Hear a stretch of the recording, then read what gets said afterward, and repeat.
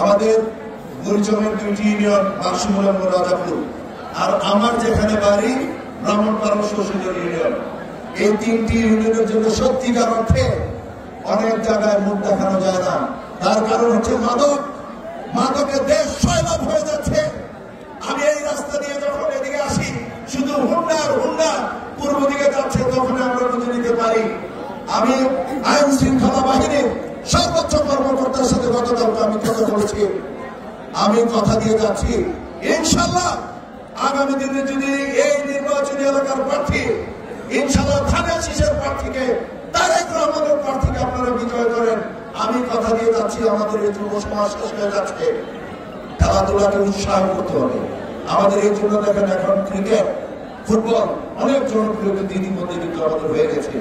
মাদক থেকে আমাদের সন্তানদেরকে পাঠিয়ে দেবে, এটা আমাদের অঙ্গীকার। ইনশাল্লাহ আমি যদি নির্বাচিত হই, এই নির্বাচনী এলাকায় মাদকের বেলায় মাদক যারা খায়, মাদক যারা বিক্রেতা, এই ব্যাপারে জিরো টলারেন্স আমি 1% ইনশাল্লাহ